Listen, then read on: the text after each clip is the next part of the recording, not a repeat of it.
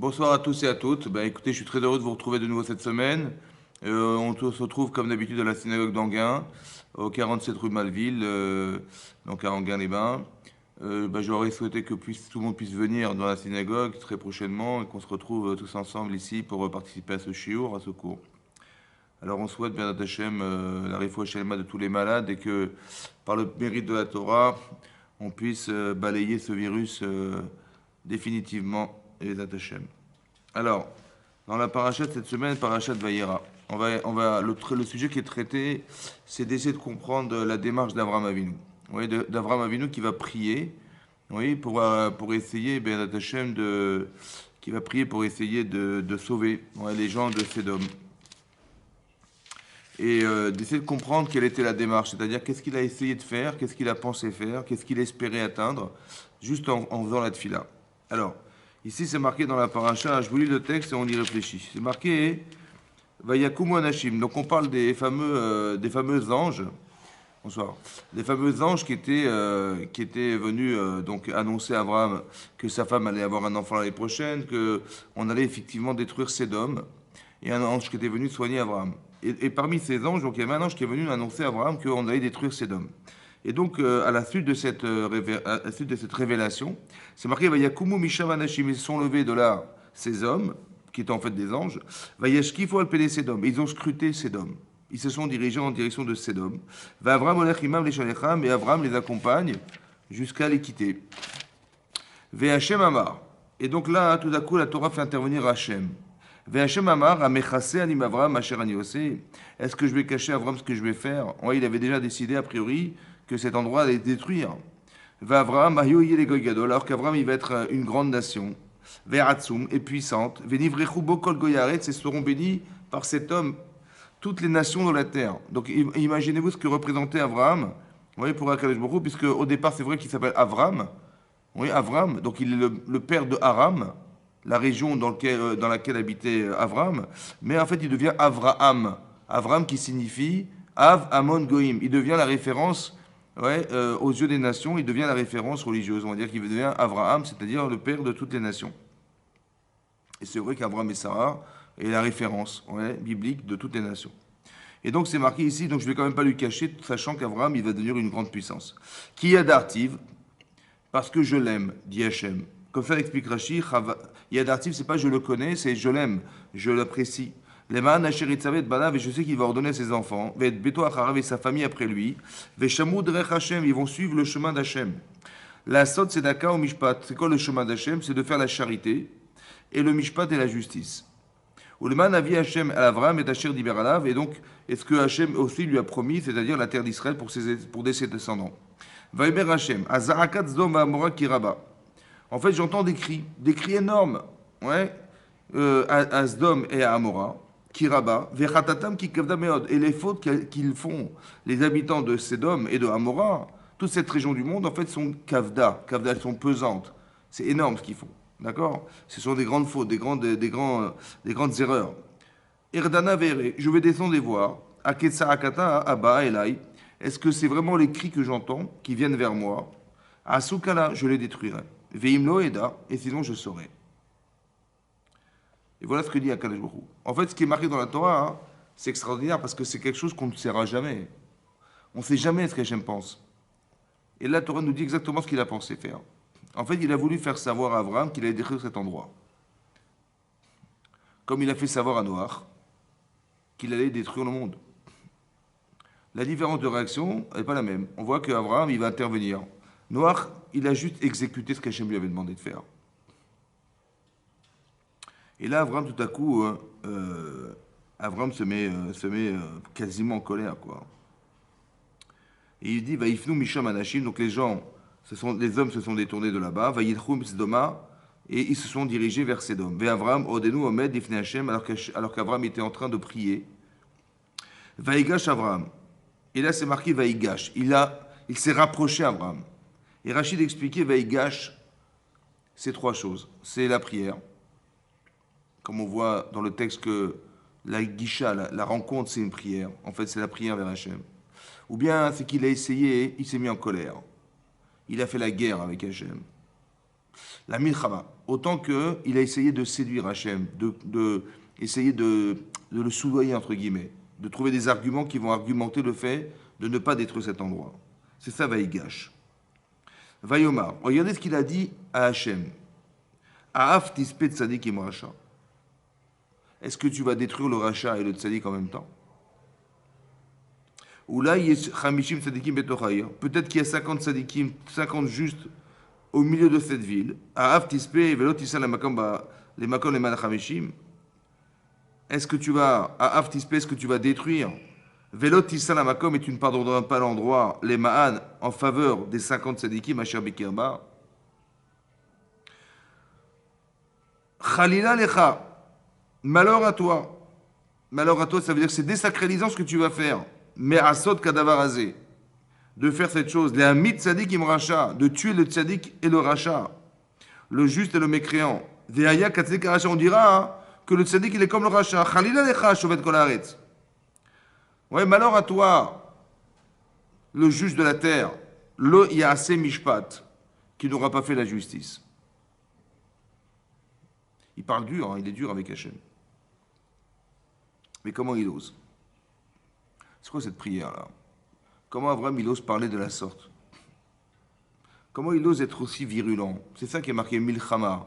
Chazal explique, les Chachamim d'expliquer, les sages de la Torah, de dire qu'il a fait la guerre avec Hachem, quoi. Ouais, cette guerre, elle est bizarre. Comment il ose parler comme ça? C'est honteux ce qu'il est en train de faire. C'est honteux parce que... c'est honteux parce qu'Hachem, il sait faire la différence entre un tzaddik et un rachat, quand même. Il sait faire la différence entre un juste et un mécréant. Et là, on a l'impression qu'il lui fait la morale. Il dit, tu sais, tu vas quand même pas détruire les justes. Et si déjà tu détruis pas les justes, alors permets aux autres, les mécréants, de vivre par le mérite des justes. Voilà ce qu'il est en train de dire à Abraham Hachem. Mais il a l'air de se contredire. D'un côté, il dit, bon, tu vas quand même pas détruire les justes. On a l'impression qu'il prie pour les justes. Toi. Au moins, épargne les justes. Épargne les tzadikim. Et tout à coup, il dit, si déjà tu fais ça, alors sauve les autres en faveur de ceux qui sont justes. Il a une façon de séduire Hachem, ouais, d'essayer de contourner son jugement en essayant de trouver des arguments qui vont pousser Akadosh Baruch Hu à devoir épargner ces hommes. Mais ici, de quoi il s'agit? De qui il s'agit en fait? Il s'agit de gens qui sont vraiment des grands mécréants. Parce que Sédom, c'est quoi Sédom? Sédom, aujourd'hui, c'est la mer morte. Ouais, qu'est-ce qui reste de la mer morte? Il reste rien. Ouais, cet endroit, il est carrément désert. C'est-à-dire que rien ne peut vivre dans une eau salée, ni de la végétation, ni des poissons, rien. Ça veut dire que c'est révélateur de la puissance de la faute qui était incrustée dans la terre. C'était des gens qui étaient des grands fauteurs. Mais comment ça s'est déroulé au départ? Il faut savoir que la Gemara, dans le traité de Sanhedrin, c'est marqué là-bas, que en fait, cette région du monde était très riche. Très riche. C'est-à-dire qu'il y avait beaucoup d'argent, il y avait beaucoup d'or, il y avait beaucoup de matériaux qui étaient recherchés, des diamants, etc. Et c'était une région riche. Et donc, de quoi avaient peur les habitants de cet endroit? Ils avaient surtout peur d'être envahis par les voisins, ouais, et que cet endroit, il allait être carrément dépouillé, parce que les gens viendraient chercher et dépouiller les richesses qui s'y trouvaient. Alors, qu'est-ce qu'ils ont décidé, dit la Gemara? Ils ont décidé de fermer les frontières. Ils ont fermé les frontières, et donc ils ont été les seuls exploitants de l'endroit. Et la Gemara a expliqué que, sur ce point de vue-là, qu'est-ce qu'ils ont décidé? Ils ont décidé que finalement, voilà, personne ne sera capable d'exploiter ces endroits si ce n'est nous. Maintenant, ceux qui avaient les moyens de le faire, ils se sont enrichis, et ceux qui n'avaient pas les moyens de le faire, ils sont restés pauvres. Et donc ça a engendré, le corollaire évident de cette logique, c'est de dire, si tu as, tant mieux, si tu n'as pas, tant pis. C'est ce qui est marqué dans les Maximes des Pères, qu'il y a une façon de penser qui est moyenne, qui est de dire que ce que tu as reste à toi, et ce qui est à moi reste à moi. Ça s'appelle Benoni, ce sont des gens moyens, c'est une logique moyenne, on va dire. Le tzaddik, il va dire ce qui est à toi reste à toi et ce qui est à moi est à toi. Le rachat, le mécréant, il va dire dans ce qui est à toi est à moi et ce qui est à moi reste à moi. Et le Benoni, celui qui est partagé, qui est moyen, on va dire, c'est celui qui va penser, écoute, garde ce que tu as et moi je garde ce que j'ai. Mais il y en a qui disaient, dans les Pirkei Avot, dans les Maximes des Pères, que ça c'est le défaut de Sédom. Pourquoi c'est un défaut? C'est un défaut parce que si tu as tant mieux, si tu n'as pas alors... sache que tu n'attendras rien de moi. Je te donnerai rien. C'est ça. Ça c'est l'homme. Parce qu'on n'est pas dans le partage. Et on est arrivé au point où celui qui partage, celui qui fait l'hospitalité, celui qui fait un acte de chesed, de tzedaka, de charité, il est condamné à mort. C'était condamnable. C'était ça, Sodome.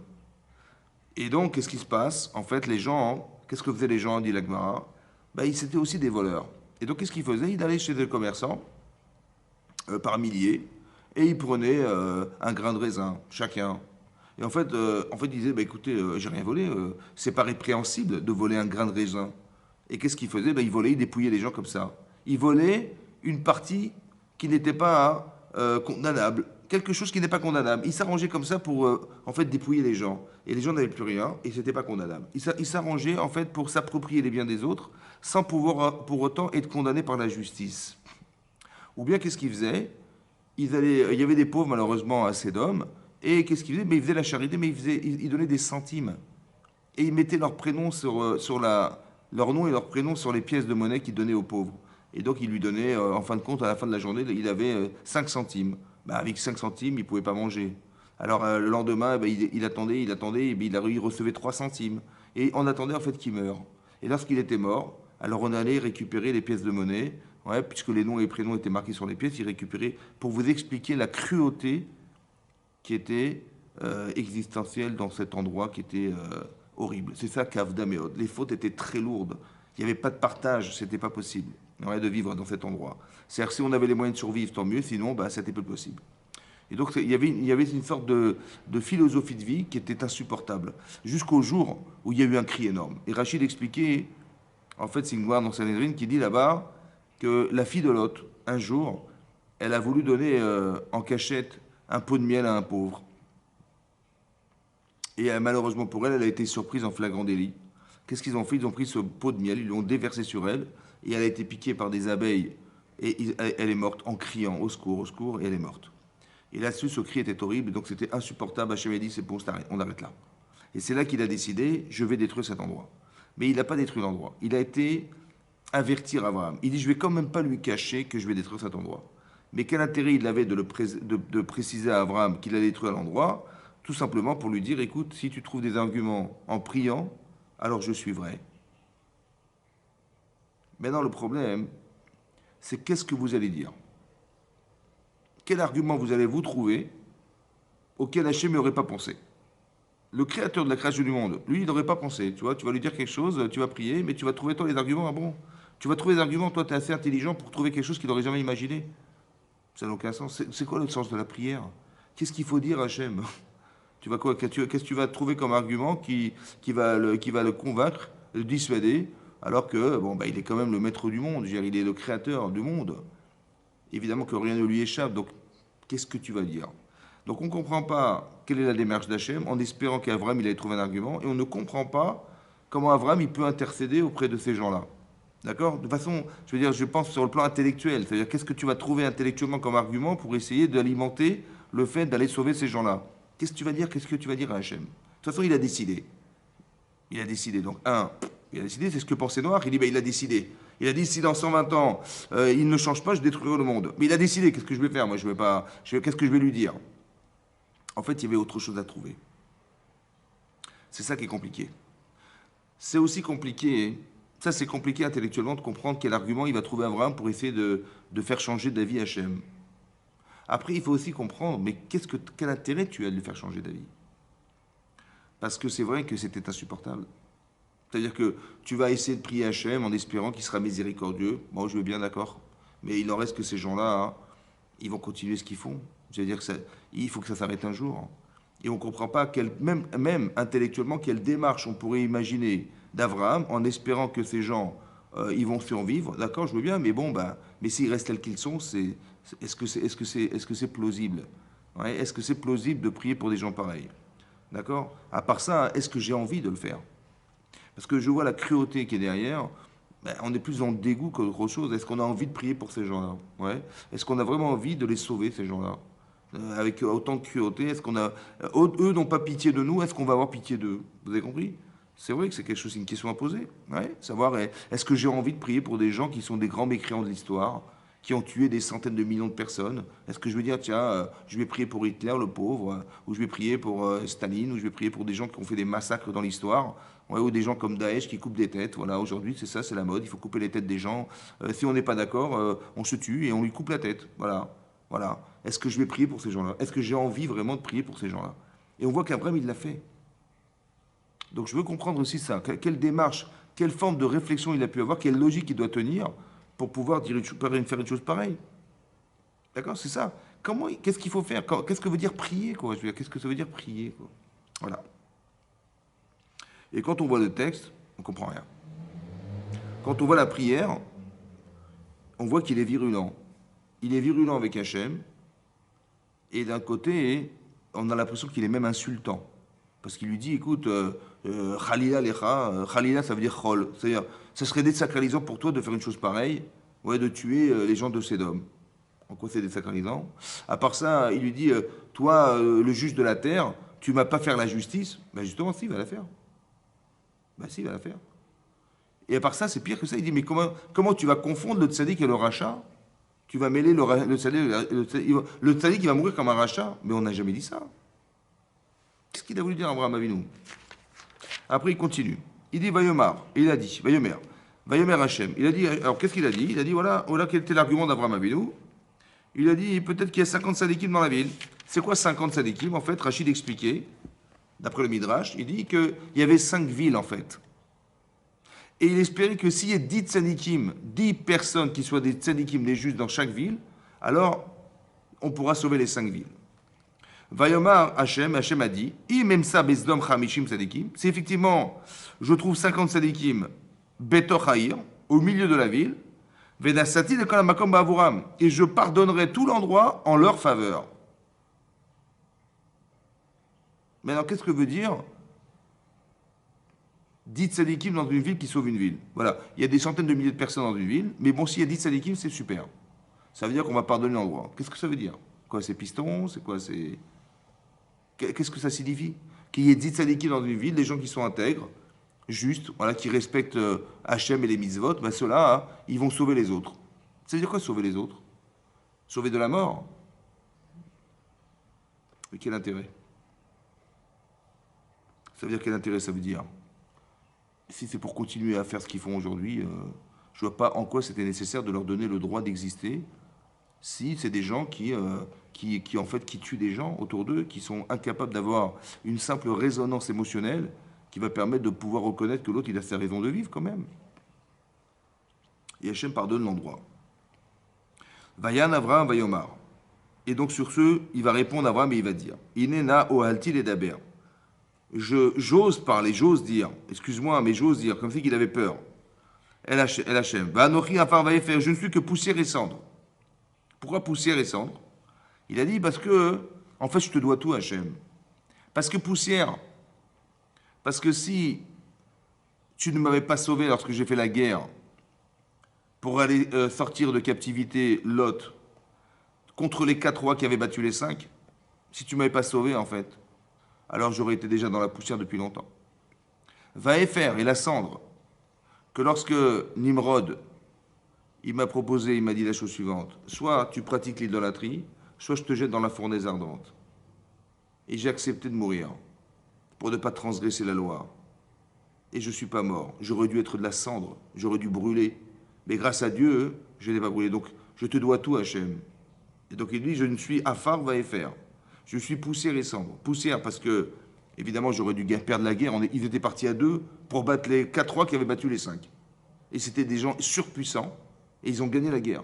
Par miracle. Comment? Ils prenaient du sable, dit la Gemara dans Ta'anit. Ils jetaient des grains de sable et ça devenait des flèches et des lances. Tellement il avait une confiance en Dieu qui était énormissime qu'il avait Hachem dans sa tête et sa vie en permanence. Et jamais Hachem il aurait pu le lâcher. Donc il va, c'est ça, Magen Avraham. Il est le protecteur d'Abraham, on dit dans la prière, parce que c'est une tête brûlée, Abraham Avinu. Il a une mitzvah à faire, il y va, il fonce. Mais il a tellement confiance en Hachem que Hachem il est obligé de le suivre et de faire des miracles. Parce que ce ne serait pas juste qu'il meure. Alors il va gagner la guerre. Vous avez compris? Donc il dit, j'aurais dû être Afar, j'aurais dû être enterré dans la terre depuis longtemps. Ou Efer, j'aurais dû être brûlé depuis longtemps, je n'ai pas brûlé. Et donc c'est grâce à toi. Donc c'est ce qu'il lui dit, Ani Afar va Efer. Oulai irserun chamishim, tzadikim chamisha. Peut-être que dans les 50 tzadikim, il va manquer 5. Atashrit bachamisha et kolaïr. Et à cause des 5, tu vas brûler la ville, tu vas détruire la ville. C'est quoi, pourquoi il a dit 45? Parce que c'est 5 fois 9, 45. En fait, s'il y a 9 tzadikim dans la ville, plus Sakadosh Baruch Hu, ça fera en fait 9 et 1, ça fera 10. Alors peut-être que tu sauveras les 5 villes. Il n'y a que 9 plus toi dans chaque ville. Vayomer lo ashrit imepsa Hacham arbeim vachamisha. Hachem répond, il dit oui, effectivement, je ne détruirai pas la ville s'il y avait 45 personnes dans les 5 villes. Il a continué à dire. Vayomer Vayomar, Oula imsa Hacham arbeim. Peut-être qu'il y en a 40. C'est quoi 40? C'est 4 fois 10. Ok, on va éliminer une ville, mais au moins les 4 qui vont rester, s'il y a 10 sadikim par ville, alors on va sauver les 4. Vayomer l'OSC va avoir Abaïm. Il dit c'est vrai. S'il y en a 40, s'il y a 10 par ville, il n'y en a que 4, je sauverai l'endroit. Vayomer Alna yichar la Hachem. Que Hachem ne se mette pas en colère contre moi. Va tabera, et je vais dire. Il avait peur. On ne sait pas de quoi il avait peur, Abraham. Il a dit ne me mets pas en colère contre moi. Oula imsa usham shloshim. Peut-être qu'ils sont 30. C'est-à-dire qu'on va sauver 3 villes. 10 par 3. Vayomer l'OSC imetsa usham shloshim. Effectivement, je ne détruirai pas si on en trouve 30. Vayomer inena ou altil edaber. J'ose encore dire, El Hachem, vis-à-vis de toi, ou là, imsa usham esrim. Peut-être qu'il en va rester 20. C'est-à-dire qu'on va sauver 2 sur 5 villes. Vayomer lo hashrit ba'avor esrim. Donc je ne détruirai pas l'endroit en faveur des 20. Vayomer alna yichar la Hachem. Que Hachem ne se mette pas en colère contre moi, va d'Abera, et je dirai, Achapam, cette fois-ci, la dernière fois, je parlerai, ou là, Imsa Usham et Sarah. Peut-être qu'il n'y a que 10 personnes. Vayomer, Lo Hashri Bavo Sarah, et je ne détruirai pas si effectivement il y a 10 personnes. Rachid expliquait pourquoi il s'arrêtait à 10. Et la question qui est aussi de savoir, pourquoi il n'a pas prié pour Lot? Parce que Lot était pris en captivité. Ouais, il était aussi pris là-bas en captivité. Et donc il aurait pu prier pour son neveu, qui était son beau-frère. Le frère de Sarai, la femme d'Abraham Avinu. Pourquoi il n'a pas prié pour son beau-frère, qui était son neveu, pour lui sauver sa vie? Bon, il n'y a pas 10, ou peut-être qu'il y avait au moins un, au moins par le mérite de mon mérite ou le mérite de cette sadique, et au moins sauve-le, ce Lot-là, sauve-le. Non, il n'a pas prié pour Lot. Il s'est arrêté à 10, pourquoi Rachid expliquait? Parce que lorsqu'Hachem a décidé de détruire le monde en déclenchant le déluge, ils étaient 8 dans l'arche de Noé. Il y avait Noach, sa femme, ses 3 enfants et ses 3 belles-filles. 4 couples, 4 fois de 8, ils étaient 8 dans l'arche de Noé. Et 8, ça n'a pas suffi. Alors il a dit, 8 plus Hachem, ça ne marche pas. Donc je ne peux pas descendre en dessous de 10 ou en dessous de 9. C'est pas possible. C'est pour ça qu'il s'est arrêté à 10. C'est ça qu'explique Rachid. En tout cas, il essaie de trouver des arguments pour essayer de changer la vie d'Hachem. Vayelech Hachem ka'asher ikila edaber, et donc il s'est retiré à Kadosh Baruch Hu lorsqu'il avait fini de parler. El Abraham, Abraham, Sham, Limkomo, Abraham, il est retourné à son endroit. Et là, les anges sont venus, ils ont détruit cet endroit. Alors la question qu'on peut se poser aussi, c'est qu'au final, il a prié, il a risqué quelque chose, Abraham, puisqu'il a eu peur. Et finalement, la prière, elle a servi à quoi?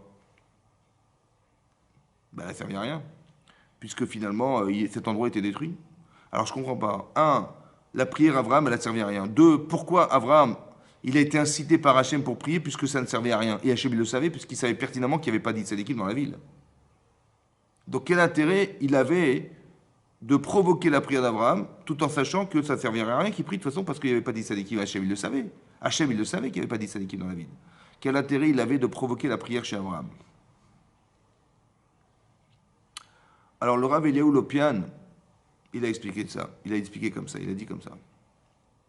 Au départ, Hachem, il dit, je ne vais quand même pas lui cacher à Abraham que je vais détruire cet endroit. Alors qu'il va transmettre à ses enfants et à sa famille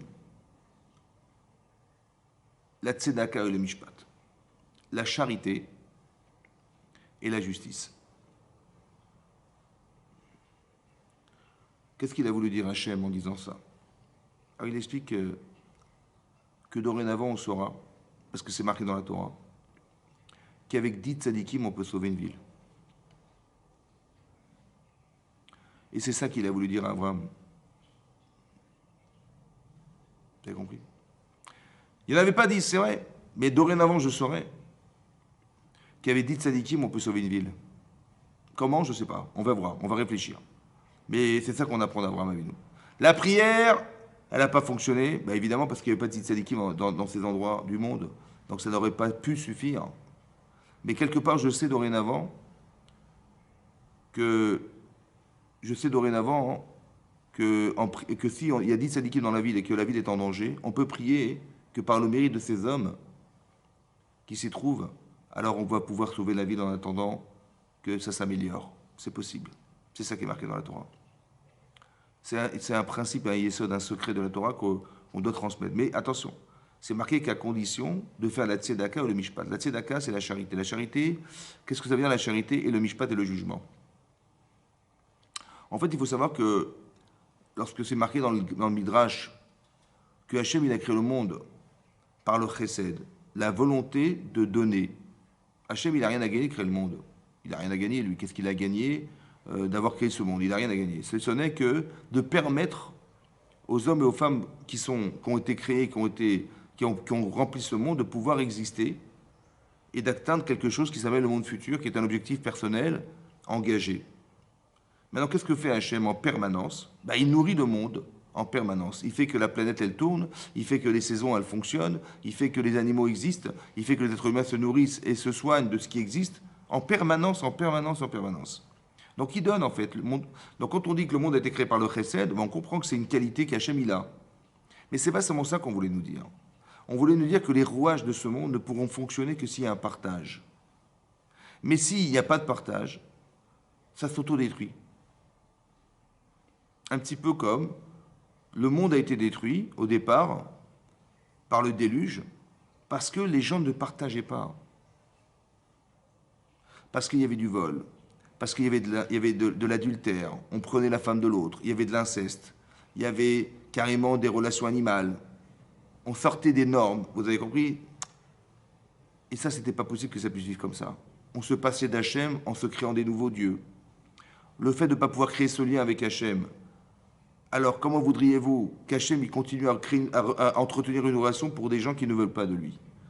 Ça veut dire que c'est pas Chazvesham qu'Hachem ne voulait pas que le monde continue, mais les gens ne voulaient pas que le monde passe par Hachem. Alors, puisque c'est sa volonté qui fait que le monde est monde, et qu'on ne veut pas de lui, alors il dit ok, bon, ça s'arrêtera là.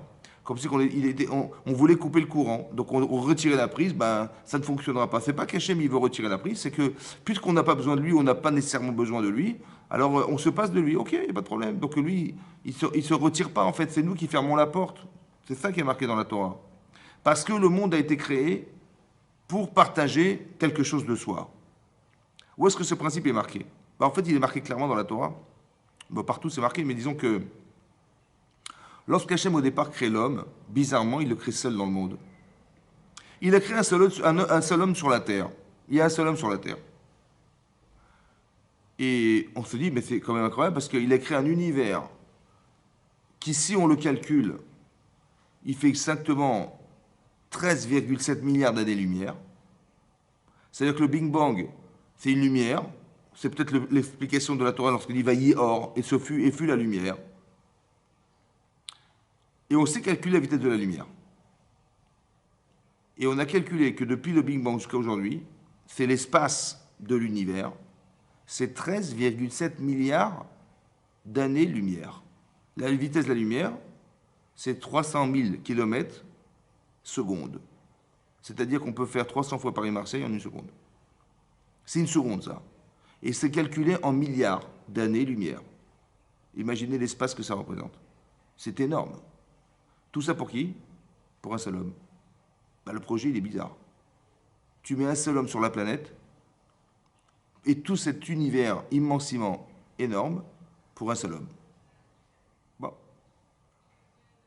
Qu'est-ce que dit Hachem? Après, il dit, bon, l'otov. L'otov, ça n'est pas bien que l'homme soit seul. Je ne comprends pas. Si ça n'est pas bien, pourquoi tu l'as créé seul? C'est marqué l'otov yotadam levado. Ce n'est pas bien qu'un homme soit seul. Et c'est l'eau et Zerkenegdo, je vais lui faire une aide face à lui. Mais pourquoi faire? Peut-être l'idée, c'est la suivante. En fait, une personne seule existe, mais ne peut pas définir fondamentalement ce qu'elle est. il faut quelqu'un d'autre pour le savoir. Alors ici, c'est dans le cadre du mariage. Il faut qu'il ait sa femme en face. Mais en vérité, ce n'est pas seulement lié à son épouse, c'est lié à toute forme de relation. Ça veut dire que je suis né, j'ai des potentialités, mais je ne sais pas qui je suis. Tu es courageux? J'en sais rien. Tu es intelligent? J'en sais rien. Tu es sensible? J'en sais rien. Je sais pas moi, tu es avare, j'en sais rien. Mais quand est-ce que je vais le savoir? Ben, il faut se confronter, il faut quelqu'un d'autre. L'otov yatadam elvado, ça veut dire déjà, l'otov, ça veut dire que ça n'est pas bien d'être seul, parce que la capacité de connaissance de toi va forcément passer par l'autre. Ben, si tu es intelligent, tu vas le savoir, mais il faut quelqu'un d'autre. Si tu es généreux, tu vas le savoir, il faut quelqu'un. Si tu es avare, tu vas le savoir, il faut quelqu'un d'autre. Si tu es sensible, tu vas le savoir, il faut quelqu'un d'autre. L'otov yevado, c'est-à-dire que tu ne peux pas te contenter de ta potentialité. Il y a l'expression de la potentialité qui s'appelle exister, qui passe par le partage. Tu vas passer du temps avec ta femme et tes enfants. Tu vas passer du temps avec ton mari. Mais c'est comme ça. Tu vas donner de toi. Tu vas même arriver un jour à penser que par amour, tu vas faire abstraction de tes intérêts personnels pour l'autre. Ce qui est extraordinaire. Mais qui est l'antithèse de ce qu'on voit ici. On n'est pas dans l'intérêt de l'autre, on est dans l'intérêt de soi. Voilà. L'autre, il peut mourir, c'est pas grave, parce qu'il me dérange. Il risque de me prendre mes clients, mon travail, mon temps, et donc j'ai pas envie de partager. D'accord? Et cet égoïsme-là est l'antithèse de l'esprit de la création du monde. Hachem, il a créé le monde dans l'idée d'un partage. Pourquoi? Parce qu'il faut que tu sois capable d'exister. Mais exister, peut-être, qu'est-ce que veut dire vivre? Peut-être que vivre, c'est faire vivre. Mais quelqu'un qui n'est pas capable de faire vivre et ne vit pas, est-ce qu'il est vivant? Quand je dis vivant, c'est bien sûr, il respire. Hein. Mais est-ce qu'il est vivant? Est-ce que les éléments vivent en lui? Est-ce qu'il y a quelque chose qui va être un déterminant de son existence? Ben non. Parce que l'indifférence, l'insouciance, l'inconscience, c'est quelque chose qui n'a de sens que pour la personne qui pense qu'elle peut vivre que par elle-même. Je n'ai besoin de personne d'autre que moi-même. Mais ce niveau d'indépendance n'existe pas. Parce qu'on n'est pas dans la potentialité. On ne se suffit pas. Le seul qui peut se suffire de lui-même, c'est Hachem, le créateur du monde. Il n'a besoin de rien d'autre que de lui-même. Mais nous, on a besoin des autres. J'ai besoin d'un professeur. J'ai besoin d'avoir des diplômes. J'ai besoin d'avoir du travail. J'ai besoin de survivre, de vivre. Mais sans les autres, mon niveau de compétence et mon niveau d'indépendance va dépendre essentiellement du niveau de celui qui est mon professeur. Si j'ai un professeur qui est moyen, ben, je ne peux pas atteindre plus que la moyenne. Mais si j'ai un professeur qui est extraordinairement intelligent et puissant et que j'arrive à suivre, ben, mon niveau d'indépendance du futur, elle sera tout à fait dépendante de la présence de ce professeur. Je vais aller à la yeshiva étudier la Torah, ben, je vais faire de la traduction de la Bible, où je vais prendre une Gemara, un traité, et je vais les traduire en français. Bon, ben, je saurai traduire. Mais mon niveau d'étude de la Torah, je ne saurais jamais réfléchir dans la Torah. Donc si je n'ai pas passé du temps à la yeshiva pour côtoyer des grands rabbinim, qui eux ont appris des grands rabbinim, et c'est des gens qui ont plus de 50, 60, 70 ans, 80 années, ils ont une expérience qui est fantastique. Donc la parole qui va être dite par ces gens-là, le concentré de la parole, c'est de se concentrer de tout leur âge. Donc je vais gagner du temps.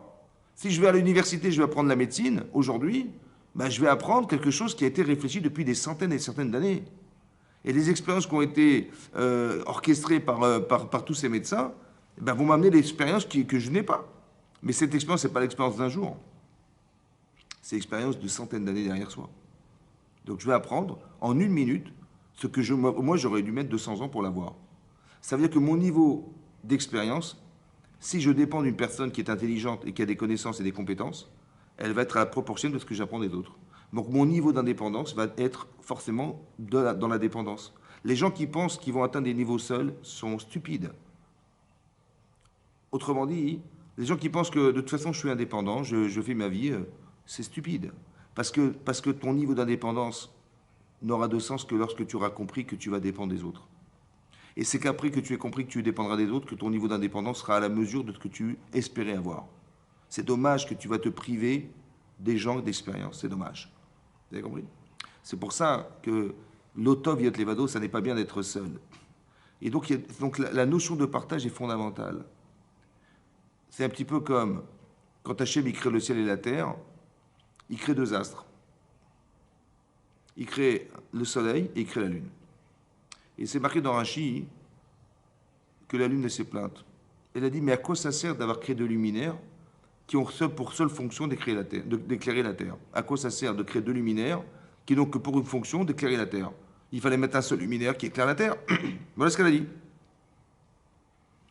Et là-bas, c'est marqué que Hachem il a diminué la lumière de la lune. L'intensité de lumière que projetait la lune sur la terre était moindre que celui du soleil. Et la Gemara dans Choulin d'Afsamer, elle dit là-bas qu'elle n'a pas compris ce qu'Hachem voulait faire. En fait, elle veut dire quoi?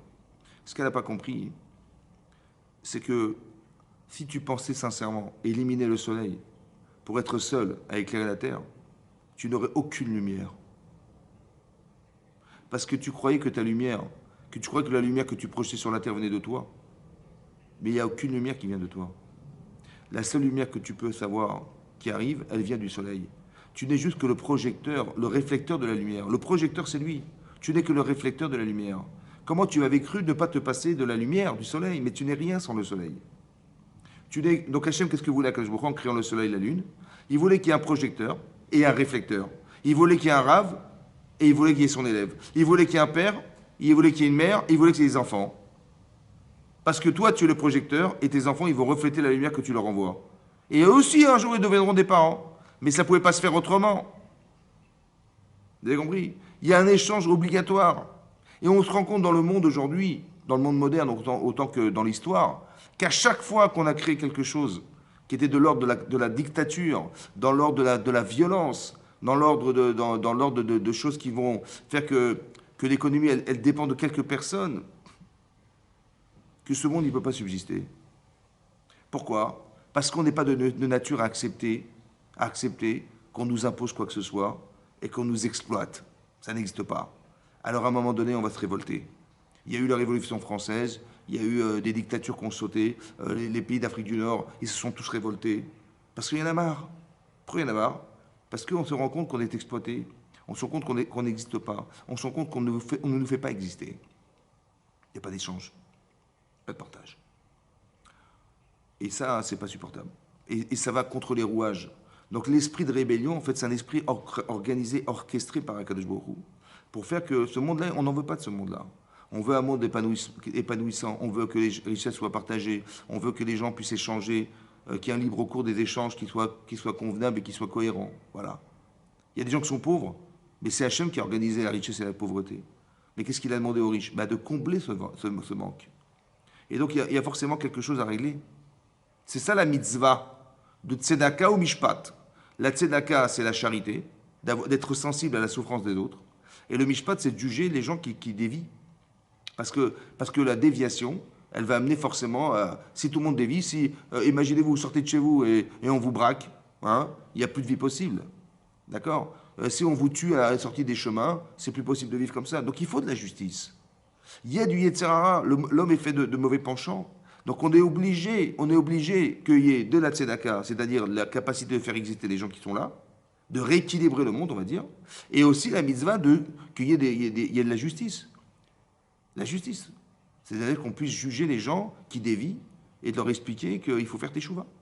Il y a une manière de remise en cause qui est évidente dans la Torah, et la personne ne peut pas se rendre compte lorsqu'elle est prisonnière d'un principe, d'une philosophie ou d'une façon de vivre, qui fait que si elle n'est pas remise en cause, ça ne marchera pas. C'est ça qu'Hachem voulait transmettre. Cet homme ne peut pas vivre, ne peut pas continuer à exister. C'est ça que dit Hachem. Maintenant, quel est le message? Et quel est le sens de la prière? Abraham, il a prié. Qu'est-ce que ça veut dire? En vérité, ce qu'il fallait comprendre depuis le départ, c'est qu'Hachem, il n'a pas dit je vais détruire. Il a dit si ça continue comme ça, je détruirai. C'est ça qu'avait pas compris Noach. Noach, il a dit si tu as décidé, bon, je vais faire ce que je peux, hein. Je vais fabriquer une arche. Pendant 120 ans, je vais leur répéter, mais arrêtez de faire des bêtises, arrêtez parce que le monde va se détruire, c'est comme ça. Il n'aura pas expliqué ce qu'il fallait changer. Il aurait expliqué que si vous continuez comme ça, hein, ça ne pourra pas durer. C'est pas ça qu'Hachem attendait de lui. C'est pour ça que c'est marqué dans la Torah hein, que Noach, il était tzaddik, il était juste. Mais il manquait quelque chose. Parce qu'un juste, quelqu'un qui est juste, il ne peut pas avoir pitié des gens. Il n'a pas forcément envie de les changer. Il a envie de les juger, de les condamner. D'accord? Et c'est pas ça la démarche qu'attend d'Hachem d'un tzaddik. Il y a un autre homme qui s'appelle Abraham Avinu, qui avait une autre qualité, qu'il a développée depuis toujours. C'est l'hospitalité. C'est-à-dire, il va se retrouver dans le désert, il va préparer des plats merveilleux, d'une grande délicatesse, et il va recevoir des gens. Ok. Donc il va leur donner à manger, à boire, comme les anges sont arrivés. Il n'a pas donné un agneau qu'il a coupé en tranches et il leur a donné, l'un il a donné la cuisse, l'autre il a donné les entrecôtes. Non, non, il a donné des langues. Mais il a pris trois veaux, pardon. Il a donné une langue par personne. Il a pris trois veaux. Il n'avait pas pris un veau pour montrer le désir qu'il avait de les faire délecter des choses les plus bonnes qui existent sur la terre. Et on est dans le désert. Donc qu'est-ce que font les gens? Ben, ils disent, bah, écoutez, merci beaucoup, monsieur Abraham Avinu, de nous avoir reçus chez vous. C'était merveilleux. Il a dit, mais ne me remerciez pas moi, remerciez Hachem. Je dis, pardon? Ben, remerciez Hachem. Comment ça, Hachem? Ben, vous pensez bien que ce que vous voyez là, c'est pas venu comme ça en un claquement de doigts. Ben, vous voyez que c'est bon. Et puis comment c'est arrivé sur Terre? Comment vous croyez que ces agneaux là, ces veaux, ils sont arrivés là? Ouais. Comment vous imaginez que tout ce que vous voyez est arrivé? Comment est arrivé? Comment c'est arrivé sur Terre? Comment il y avait des poissons, il y a des oiseaux, il y a de la végétation, il y a des arbres, mais comment c'est arrivé sur Terre?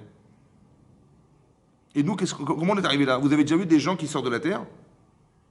Non. Bien, comment les êtres humains sont arrivés sur Terre? À part ça, les éléments présents, on ne sait pas d'où ils sont arrivés. Mais ce qui est bizarre, et par hasard, c'est qu'on se rend compte que les éléments présents, ils ont des liens les uns vis-à-vis des autres. C'est-à-dire qu'il y a un équilibre naturel. Quand on s'est amusé un jour à détruire les rats, on a été envahi par des animaux néfastes. Et quand on a dit non, non, on va se débarrasser des animaux néfastes, on s'est rendu compte qu'on a été envahi par les rats. On voit qu'il y a un équilibre incroyable qui a été réfléchi. Il y a un équilibre naturel. Les saisons. On voit que le soleil, il est juste à 150 millions de kilomètres de la Terre. Mais s'il était à 140 millions, par hasard, on serait brûlé.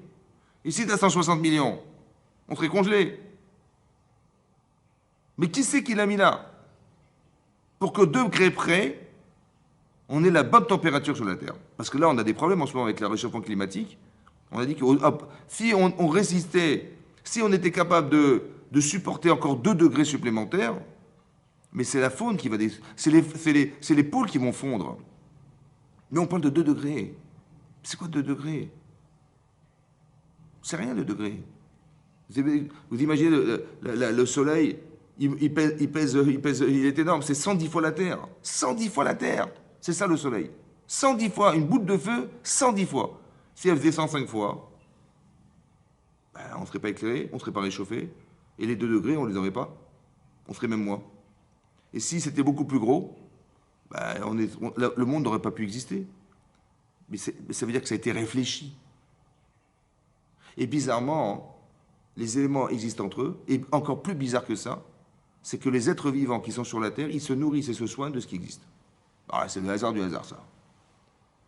C'est impossible. Autrement dit, ça veut dire que si tu te rends compte que les choses qui sont sur Terre existent, et qu'il y a un équilibre, et qu'il y a une logique, c'est que ça a été réfléchi.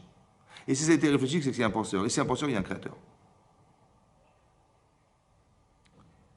C'est comme si je vous disais, il y a un rave, il a dit, le rave Dessler, il a dit un jour, il a dit, imaginez-vous, quelqu'un, il a mis des explosifs dans une librairie. Ouais, dans une imprimerie, pardon. Une imprimerie. Donc il y avait de l'encre, il y avait du papier, il y avait du carton, il y avait de la colle, il y avait des lettres, d'accord? Il y avait du fil. Et il a fait tout sauter. Et tout à coup, dans les gravats, là-bas, ouais, on a poussé les pierres et on a trouvé un dictionnaire qui s'est formé par l'explosion de la bombe. Vous avez un Larousse, marqué Larousse, vous ouvrez les pages, il y a le nom, il y a la définition, les éclats d'encre qui ont sauté comme ça, qui ont... On ne peut pas y croire. Évidemment que c'est impossible. Pourquoi c'est impossible? parce que l'explosion est inintelligible. Mais d'avoir écrit un mot avec sa définition, ça a été réfléchi. C'est pas possible de créer de la réflexion à partir de quelque chose qui n'est pas réfléchi. Donc c'est pas possible. On est d'accord? Mais si tu penses que le monde a été créé par une explosion, c'est le Big Bang. Comment c'est possible que d'une explosion, on ait créé quelque chose d'aussi merveilleux que la Terre? Avec l'atmosphère, avec la couche d'ozone, avec tout ce qui existe, les saisons, les machins. C'est pas possible. Ah, c'est pensé! Si c'est pensé, c'est un penseur. Donc il y a forcément un créateur. C'est ça qu'il leur a dit à Abraham Avinu. Vous avez bien mangé, c'était bon. Mais remerciez le bon Dieu. Parce que c'est lui qui a créé tout ça pour vous. Et c'est comme ça qu'il faisait teshuva les gens. Il a fait ça par le chesed. C'est pas seulement qu'il leur a donné à manger, c'est qu'il avait pitié d'eux, les pauvres. Vous avez compris ou pas? Alors peut-être l'idée c'est la suivante. C'est de dire peut-être qu'au fond, ça n'existe pas un rachat. On ne peut pas dire de quelqu'un qu'il est mécréant. C'est faux. Tu sais pourquoi c'est faux? Parce que s'il est faux, s'il est mécréant, c'est qu'il a forcément adapté une logique, ou une attitude, ou une compréhension du monde qui est fausse. C'est pas l'acte qui est faux. Parce que ce qu'il a fait n'est que la conséquence d'une erreur, d'une mauvaise optique, une façon de penser qui est fausse. Alors qu'est-ce que tu vas faire? Tu dis, bah, mais c'est un criminel, ah, c'est un violeur, ah, c'est un je sais pas quoi. Mais non, mais si tu lui apprends à réfléchir autrement, et à remettre en cause sa vie, sa façon de penser, est-ce que tu ne vas pas le changer en tzaddik? Bien sûr, c'est ce qu'il pense Abraham Avinu. Il faut juste lui donner les moyens de se rendre compte de la contradiction évidente. C'est-à-dire que la teshuva, c'est-à-dire de revenir à la base, de revenir à l'essentiel, d'avoir honte de soi, de regretter ce qu'on a fait, ça n'est possible que si j'ai une référence positive et que je me sens contredit par ce que je suis. Alors j'ai honte de moi. Quand je vois ce qu'Abraham Avinu est capable de faire, ben j'ai honte parce que je suis à des kilomètres de ça. Quand je vois ce que les quantités qui m'y font, je dis mais j'ai honte parce que vis-à-vis de ce que j'imagine, mais je suis loin d'imaginer que... Vous avez compris? En vérité, qu'est-ce que je suis en train de faire? Je suis en train de faire un travail sur moi-même qui est de dire, essaie de positiver ta façon de te voir. Et tout à coup, tu vas te sentir contrasté. Parce qu'il y a du blanc et du noir. Et c'est ce blanc et ce noir qui contrastent et qui font que mais j'ai honte. J'ai honte de ce que je suis. J'ai honte de ce que j'étais. Et je n'ai plus envie de retrouver ou de ressembler à ce que j'étais, ça ne m'intéresse pas. Parce que j'ai une image positive de ce que je dois être. Et elle contraste avec ce que j'ai fait. Je le sais, j'ai la mémoire de ce que j'ai fait. Et c'est contradictoire. Ça se contredit, ça se contraste. Et ça, j'ai plus envie. Et en fait, plus émotionnellement le contraste est grand, plus la teshuva était grande. Et plus je vais regretter, et plus jamais je recommencerai. Mais il faut créer le contraste. Autrement dit, le mal existe parce que le bien existe. Mais s'il n'y a pas de bien, il n'y a pas de mal. Quand vous voyez des gens, ils disent, mais quel est le problème? Des types, ils braquent des vieilles dans la rue, ils disent, quel est le problème? Mais comment ça, quand les problèmes? Mais t'as pas honte? Non, de côté, mais chacun sa part. On gagne sa vie comme on veut. Ça va, ça te dérange pas de braquer des vieilles? Parce que le bien n'existe pas, alors le mal n'existe pas. Il n'est que dans le mal, vous avez compris? Il n'y a pas de bien, donc il n'est pas dérangé.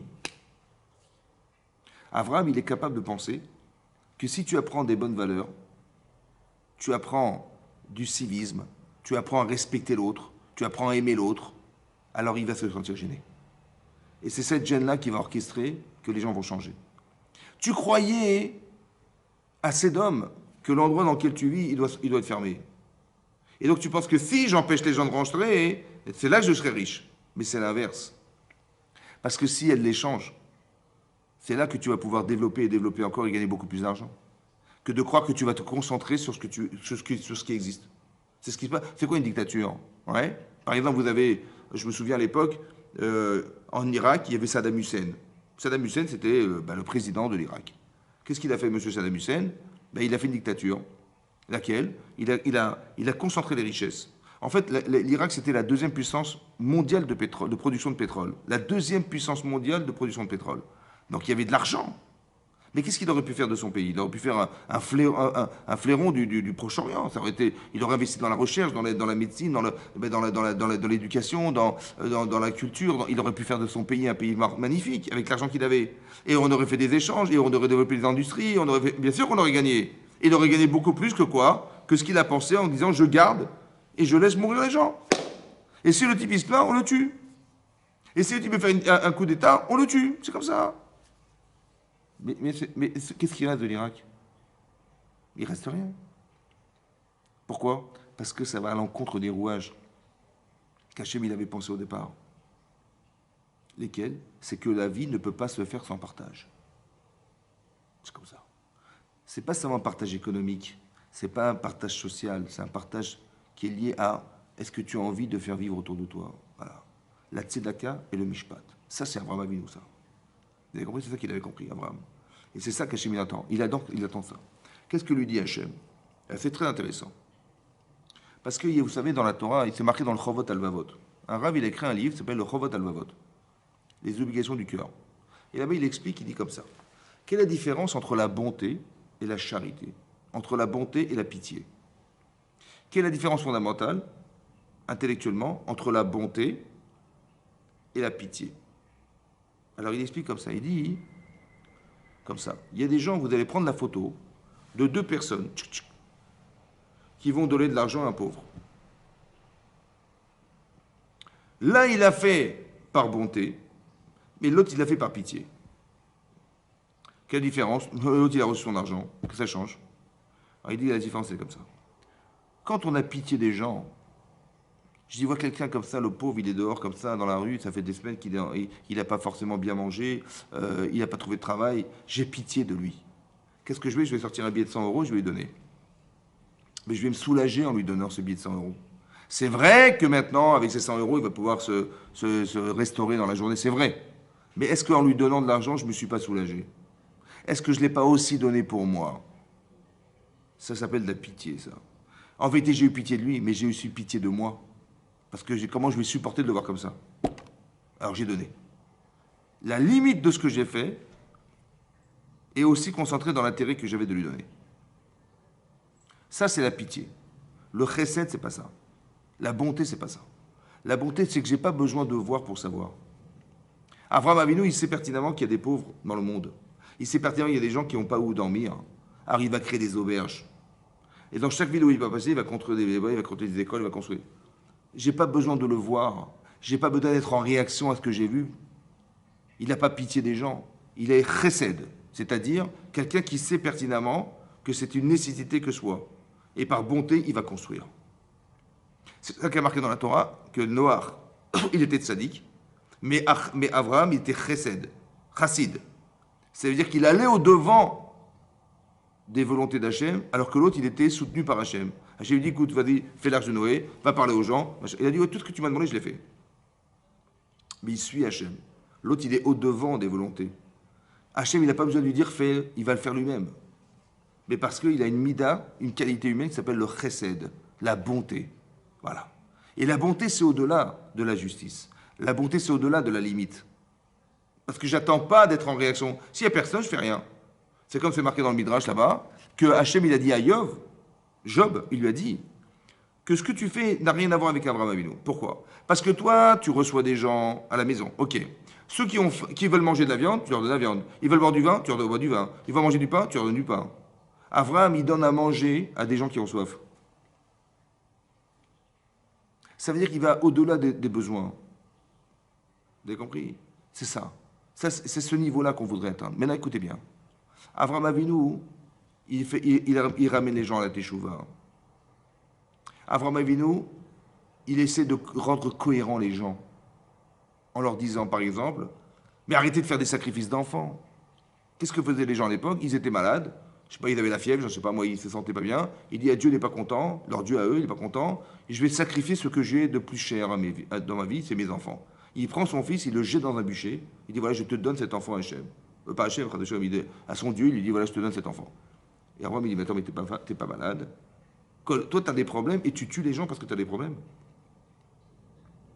C'est que le type, il n'a pas le droit de vivre. Hein. Tu as décidé, toi, qu'il va être tributaire de tes problèmes, il va mourir pour toi. C'est normal, ça, c'est logique? Non. Alors arrête.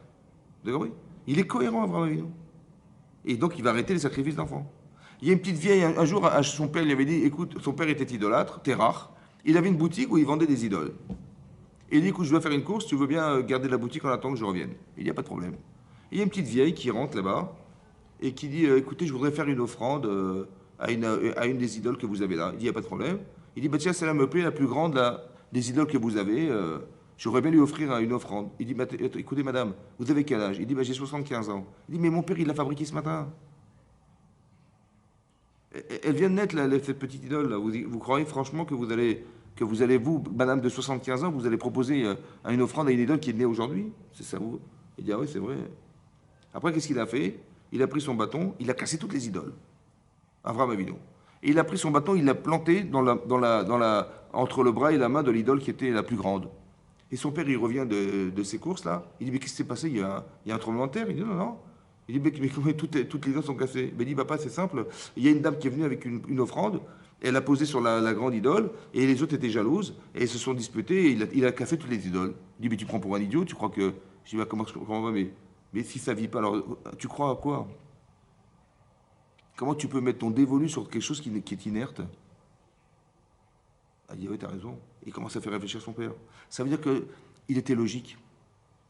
C'était la démarche intellectuelle d'Avraham Avinu. Et c'est comme ça qu'il ramenait les gens à la Torah.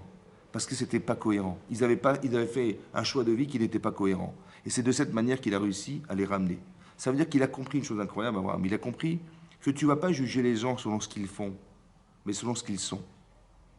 C'est parce qu'il est bête qu'il a fait une bêtise. Si tu le rends intelligent, il fera plus de bêtises. Donc il faut changer la pensée. Il ne faut pas changer les actes. Parce que les actes ne sont que la conséquence d'une pensée ou d'un défaut de caractère, ou je ne sais pas. Mais tu dois essayer de faire comprendre à la personne que si de façon caractérielle, elle n'est pas capable de partager, tu dis, mais tu penses que tu perds en donnant? Mais tu fais ça tous les jours avec tes enfants. Tu leur donnes de ton temps, tu leur donnes de ton argent, tu leur donnes de ton espace. Que plus tu as des enfants, plus tu réfléchis où tu vas passer tes vacances, quelle voiture tu vas acheter, quelle maison tu vas louer ou que tu vas acheter. Évidemment. Mais tu perds. Tu perds. Tu perds du temps, de la patience, tu perds ton argent, tu perds tout. Mais qu'est-ce que tu gagnes? Je dis, ouais, bah, je gagne la satisfaction de voir mes enfants réussir. Ben, c'est ça, donc c'est spirituel. Tu perds des moyens, tu perds ta patience, tu perds ton temps, mais tu gagnes en satisfaction. C'est spirituel. Ben, c'est vrai, ben, c'est comme ça. Toute la vie est comme ça. Inspire-toi de la faculté que tu as de vivre en famille pour l'exprimer en société. Tu crois que tu perds, tu gagnes. Tu gagnes en satisfaction de voir que le monde continue à vivre grâce à toi, que des gens qui étaient souffrants, ils ont pu se soulager, que des gens qui étaient malades, ils ont pu se soigner.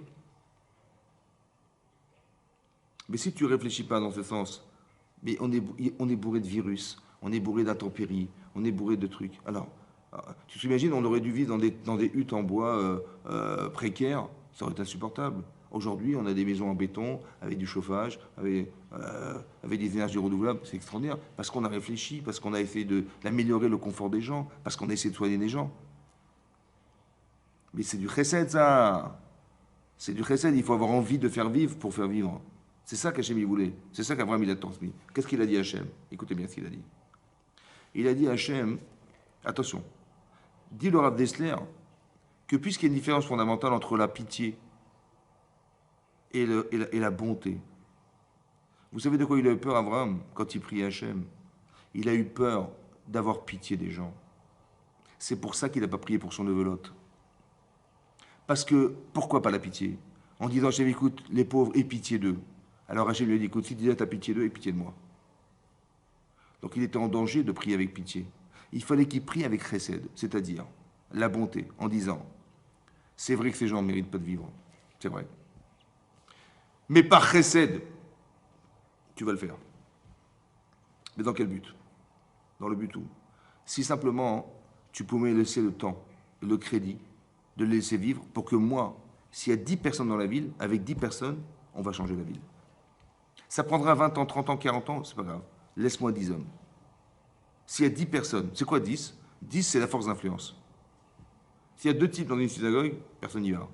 S'il y a 2 types dans un centre d'études, personne n'y va. Mais s'il y a 10, tiens, ça m'intéresse, qu'est-ce qui se passe là-bas?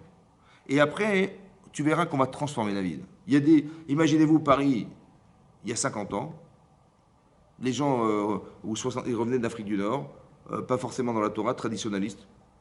Mais aujourd'hui, vous imaginez ce qu'on a, on a des rabbinim, on a des yeshivot, on a des centres d'études, on a des synagogues, on a tout ça. Dans le reste du monde, là où il y avait avant des synagogues, vous allez à Venise, vous allez à Rome, vous allez à Budapest, vous avez des synagogues extraordinaires, hein, des monuments, mais fantastiques. Hein. Mais il n'y a plus de juifs. Mais comment ça se fait? Ben c'est normal, parce que la synagogue, c'est un lieu de prière. Mais qu'est-ce que tu vas dire à ton fils? Viens à la prière. Mais il ne sait même pas ce que ça veut dire. Il ne comprend même pas pourquoi il faut prier. Alors il faut que tu étudies. C'est l'étude qui permet d'entretenir son judaïsme. C'est l'étude de la Torah, c'est l'étude de la Guémara, c'est l'étude en soi qui nous fait réfléchir. Vous savez que les habitants de la Corée du Sud, ils ne comprenaient pas comment les Juifs étaient tellement intelligents. Ils avaient des prix Nobel et machin. Ils ont dit, c'est sûr et certain que c'est parce qu'ils étudiaient la Torah depuis des millénaires.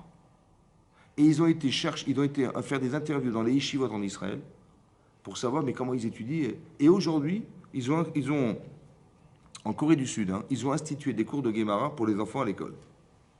Parce qu'ils ont compris que quand tu étudies la Guémara, c'est logique, il y a des questions-réponses, il y a des finesses. Et ils ont dit, mais c'est ça l'intelligence juive. C'est la Torah qui permet aux gens d'être intelligents. C'est ça. Depuis des millénaires, on étudie la Torah. Et on s'est rendu compte que c'est pas seulement qu'on est intelligent parce qu'on étudie la Torah. C'est aussi parce que la Torah, elle entretient le monde. Et on voit que là où il n'y a plus de Torah, il n'y a plus de Juifs. Venise, il n'y a plus rien. Rome, plus rien. Mais pourquoi? Parce qu'il n'y a pas de centre d'études. Parce qu'il n'y a pas de gens qui enseignent la Torah dans ces endroits. Il y a des synagogues, hein, magnifiques. Hein. Il n'y a plus rien. On a du mal à trouver minyan. Mais c'est normal. Parce que quel message tu vas transmettre à tes enfants? Il faut transmettre un message intelligent. Et dans cette forme de logique-là, la personne qui n'a pas étudié, bah, ils vont se dire, mais on est juif, comme on aurait été portugais, on aurait été espagnol, c'est pareil, on est juif, quoi. Mais non, on doit défendre son judaïsme, d'accord? On est spéciaux, nous. C'est spéciaux. On a été choisis par Hachem. Donc on est spéciaux. Donc il faut respecter ce que nous sommes. Et pas croire que parce qu'on est juif, alors on est juif comme on aurait été espagnol, et les gens s'assimilent. Il dit, bah, j'ai rencontré une portugaise, ouais, je me suis marié avec elle.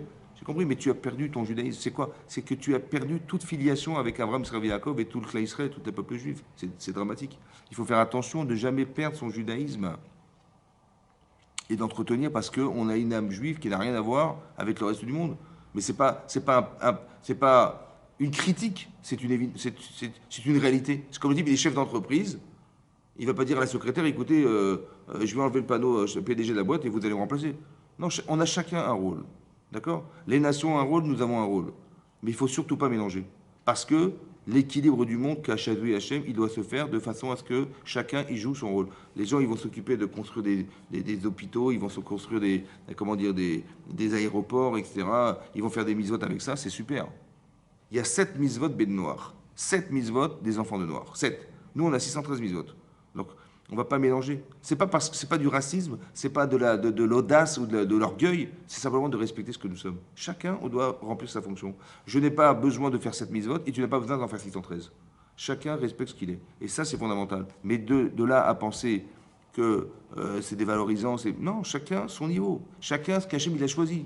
C'est pas un niveau, c'est ce qu'Hachem il a choisi. On est responsable de ce que nous sommes. Et chacun doit respecter. Donc, quand quelqu'un il se marie avec des non-juifs et qu'il a coupé le lien avec Hachem, ou il a coupé avec la source de sa neshama, c'est dramatique pour lui.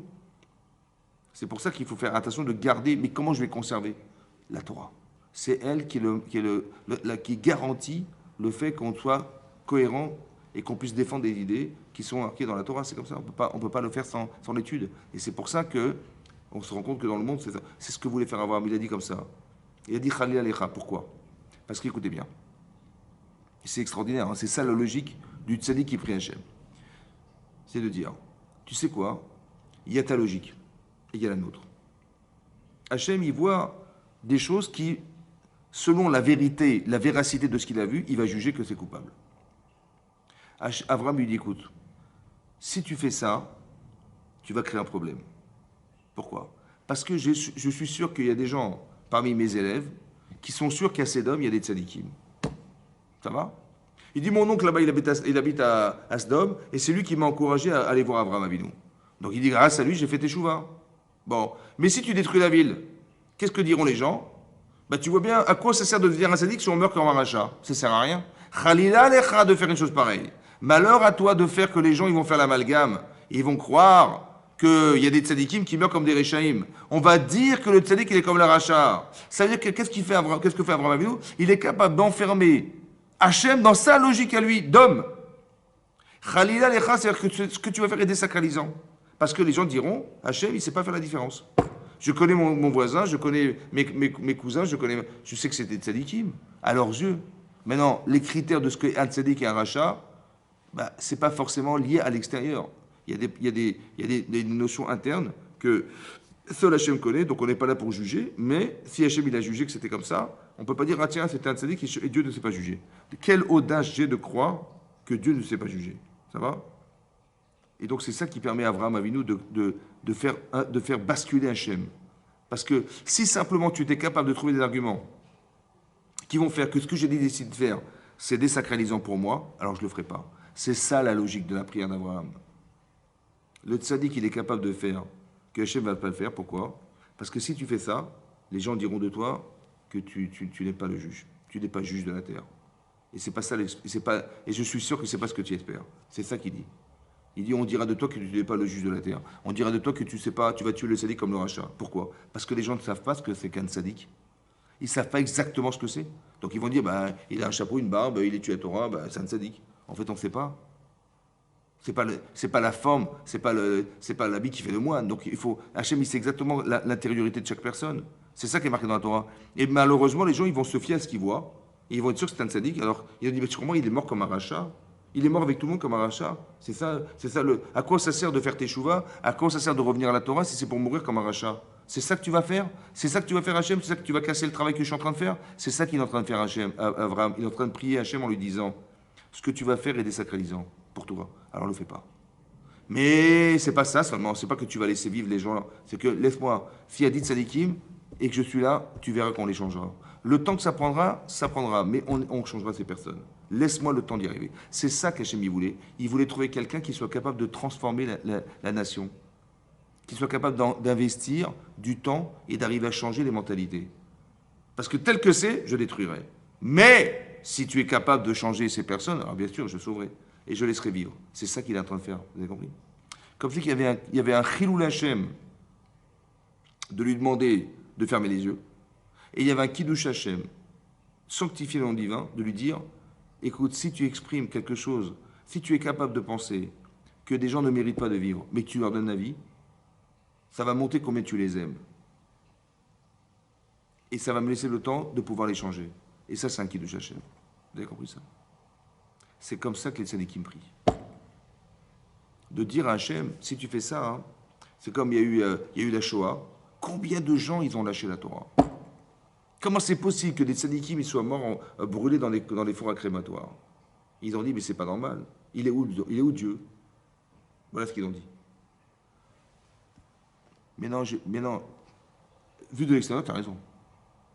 Mais comment tu penses que d'un côté, Hachem il fait tourner la terre, il fait vivre des milliards de personnes, et il a fait une chose pareille? Ça ne te paraît pas contradictoire? T'as compris? J'ai rien compris. Ah, t'as pas compris, alors comment tu oses juger?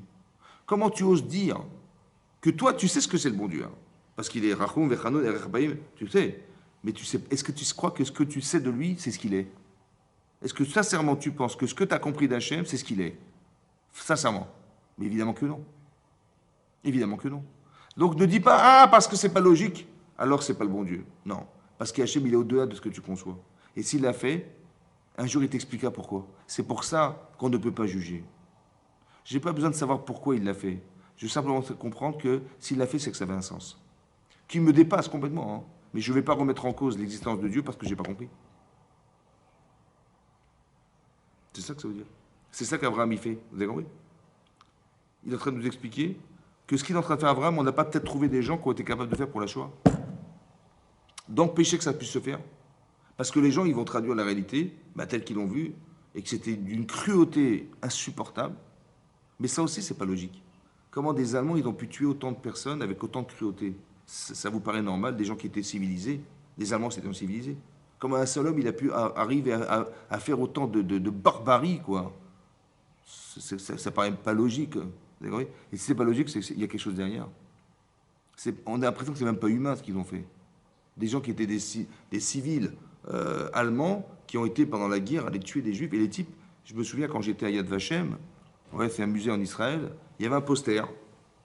Et on voyait un type qui avait un fusil, qui avait bandé un fusil, il allait tuer une femme avec un enfant. Il a dit, un type, prends-moi en photo.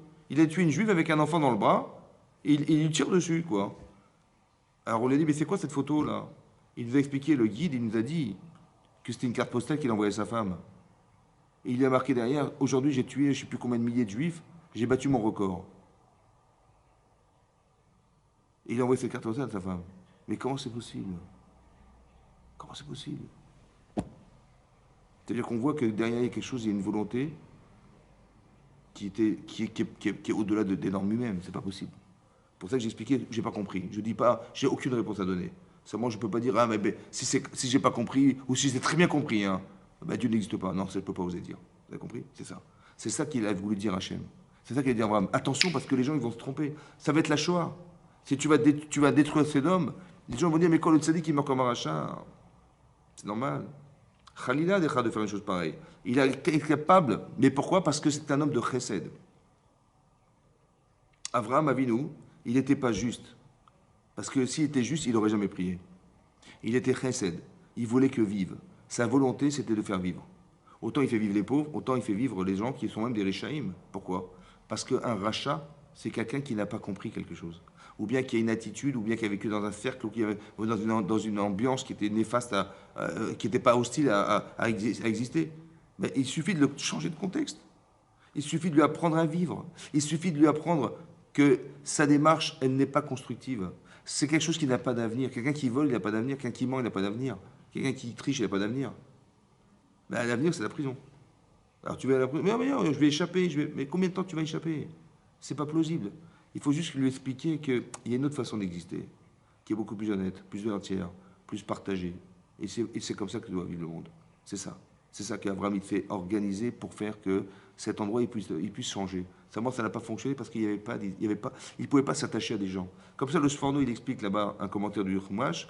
Il dit parce qu'Abraham, en fait, en espérant que ces tzadikim soient présents, c'est de l'aider à transformer les personnes qui sont ici présentes. Transformer les personnes, changer les mentalités, changer la façon de penser. C'est ça. Mais il n'a pas trouvé 10. Donc il a dit, avec 8, ça n'a pas marché. Dans l'axe de Noé, ben, si j'ai pas 10, ça ne marchera pas. C'est pour ça que ça n'a pas fonctionné. Mais dorénavant, nous saurons, c'est marqué dans la Torah, que si tu crées un centre d'études où il y a 10 personnes dedans, tu peux imaginer que tu vas changer la ville. C'est ce qui s'est passé à Marseille, lorsque le Rav Citruc il est arrivé à Marseille. Il a demandé est-ce qu'il y a un juge, un dayan qui vienne en ville et qu'il y ait un collège qui s'ouvre, un centre d'études. Il dit sinon je ne viens pas. Ils ont accepté. Il a transformé Marseille. C'est comme ça. Et après on a transformé Paris, après il a fait voilà. Mais ça veut dire qu'il est parti dans cette idée-là, qu'il fallait qu'il y ait un centre d'études. Il fallait de la Torah.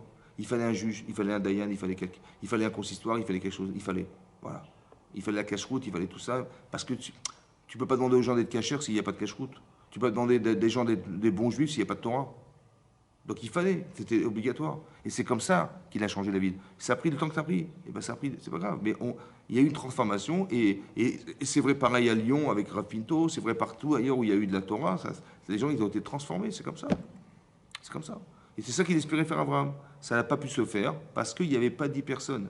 Mais ça n'empêche que je saurai dorénavant, grâce à Abraham, que s'il y a 10, et je saurai comment prier, et je saurai quelle forme de réflexion on doit avoir sur les autres. Il n'a pas dit ce sont des réchaïm et qui meurent. Non. Il a dit ce que tu vois là, c'est le résultat d'une erreur de pensée. Change la pensée, change la personne. C'est ça qu'on doit retenir. Chazak Baruch. Merci beaucoup de m'avoir suivi. Voilà, je vous souhaite une bonne semaine et qu'on se voit la semaine prochaine, Bézat Hashem. Merci.